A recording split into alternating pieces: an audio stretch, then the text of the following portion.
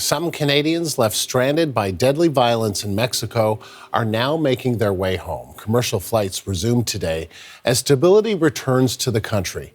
Foreign Affairs Minister Anita Anand says Canada is now aware of at least 55,000 Canadians in Mexico. That's twice the number flagged by global affairs officials just yesterday. Meantime, a huge military presence remains at the site of that targeted operation on Sunday that killed drug kingpin Mencho. Mexico's government has deployed 2,000 soldiers to the area, considered the stronghold of Mencho's cartel, and a military ship has arrived off the coast of Puerto Vallarta. After Mencho was killed, members of his gang launched a wave of violence. The government and military are trying to project a sense of calm and control, but there are still concerns there could be more violence, given the history of the ruthless drug cartels in Mexico. The CBC's Jorge Barrera is at the airport in Puerto Vallarta with the latest there.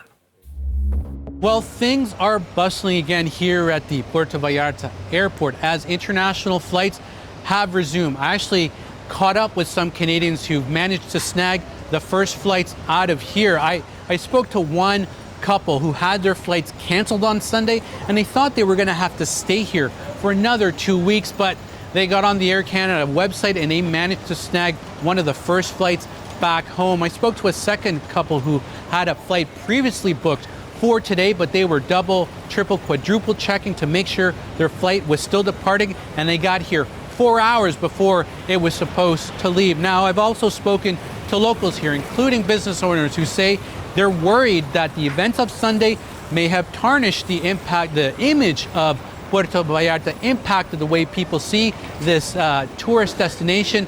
They said, we depend a lot on tourism, Canadian tourism. We hope that people will return because what happened on Sunday is out of the ordinary. Now, the Mexican federal government is also projecting stability. A warship just docked off the port here. More soldiers have arrived. The Mexican federal government has said they have sent about 9,500 military elements spread out through the state of Jalisco. Now, there are still Canadians coming here for vacation. I ran into another couple that was just arriving, and they said the images that they saw and on the news and on social media on Sunday didn't dissuade them from continuing on with their vacation. And they said they're ready to just go with the flow. Jorge Barrera, CBC News, Puerto Vallarta. As flights resume, Mexico remains on high alert today. Additional troops have been sent to the western region to maintain law and order. Journalist Adam Hancock has the latest from Mexico City. Well, I think the situation is certainly starting to stabilize from a security perspective.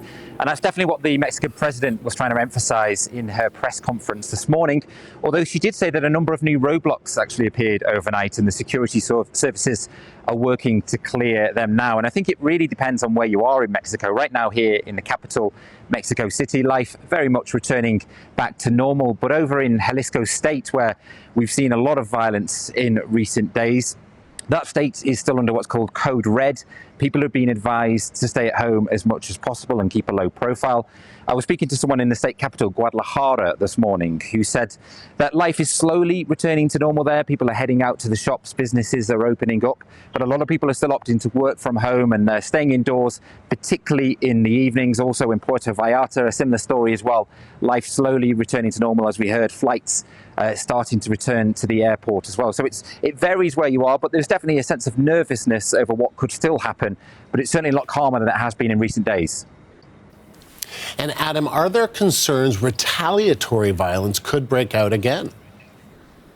Yeah, I think that definitely is a big concern here. A lot of experts who study the cartels closely are warning about the risk of more violence. They're saying whilst it's calm now, the cartels could be regrouping and seeking more retribution against the government for the killing of Mencho. And I think that's why we've seen thousands of troops deployed in the last few days to try and ensure that the situation remains stable here. Some experts also saying we might see some violence between cartels, possibly a bit of a power struggle now that Mencho has been killed, and even infighting within the Jalisco New Generation cartel, because there is, of course, a vacuum at the top of the cartel now, and there has been violence in the past in cartels when there's been leadership struggles.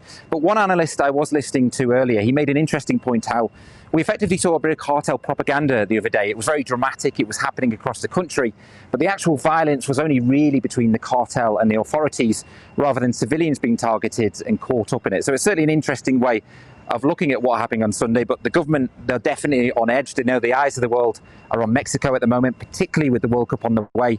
And I think that's why we're seeing so many troops deployed to the west of the country. Journalist Adam Hancock in Mexico City.